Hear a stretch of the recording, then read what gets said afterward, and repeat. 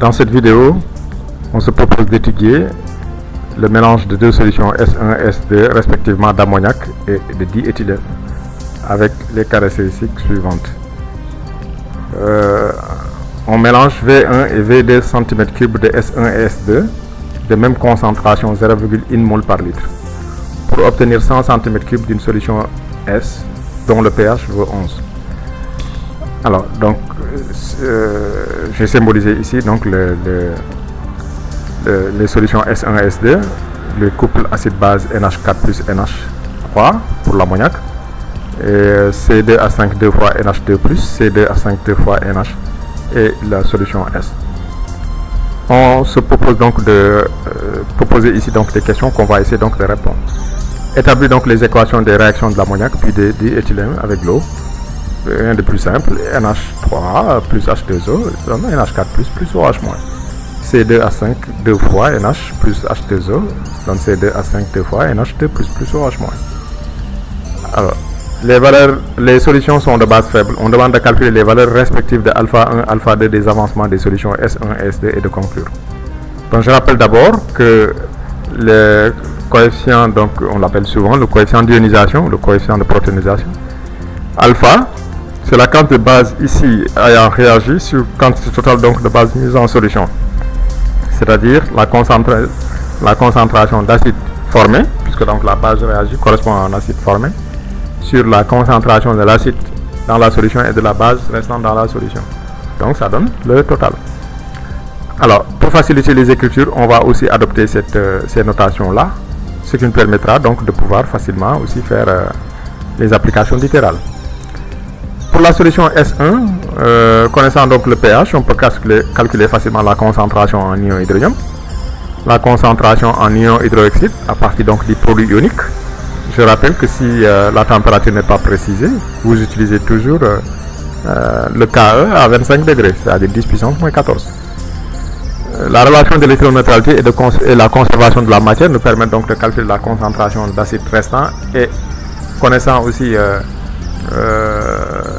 la concentration initiale donc dans la solution, on peut facilement en déduire le coefficient d'ionisation.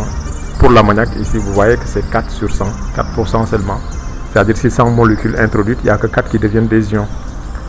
On fait la même chose pour la solution S2, le même type de calcul, et vous obtenez 16 sur 100. Alors, la conclusion, elle est immédiate. On constate bien que conformément aux valeurs des constantes d'acidité, la diéthylamine est une base plus forte que l'ammoniac, puisque sa réaction avec l'eau est plus avancée. De deux bases faibles, la plus forte, c'est celle qui a le plus grand pKa. On demande de déterminer donc les volumes V1 et V2 dans le mélange. Pour ça, on peut constater que le pH du mélange est d'abord 11, qui nous permet de calculer la concentration en ion hydrogène et la concentration en ion hydroxyde. Et de constater aussi que la concentration en hydroxyde est largement supérieure à la concentration en ion hydrogène. Sur ce, je peux établir l'équation d'électroneutralité et de déterminer une relation entre A1 et A2 qui est pratiquement égale à 10 puissance moins 3. A1 plus A2 égale 10 puissance moins 3. Donc on retient donc cette première équation. Puis la conservation de la matière en ammoniac nous donne A1 plus B1 est égal à le nombre de moles d'ammoniac sur le volume de la solution du mélange. N'est-ce pas? Puisque maintenant c'est chaque quantité de matière dans le mélange. Donc ça fait 10 puissance moins 4 V1 si vous calculez, et n'oubliez pas que vous devrez avoir donc les valeurs en mol par litre.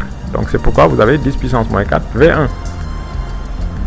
Alors, conservation de la matière en diéthylamine, on fait la même chose, A2 plus B2, c'est le nombre de moles donc de diéthylamine sur le volume du mélange, puisque maintenant on est dans un mélange.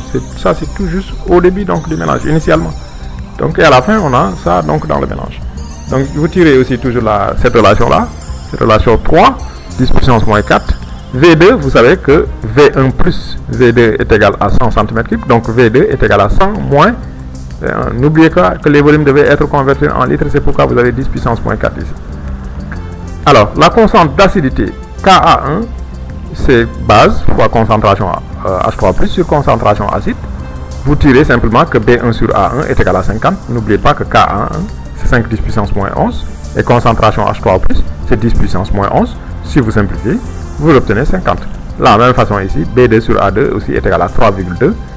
Et de ces 5 relations, vous pouvez établir donc ces relations-là. Donc regardez dans 4, j'exprime B1 en fonction de A1 que je vais remplacer dans 2, puis je vais avoir 51 A1 est égal à 10 puissance moins 4 V1.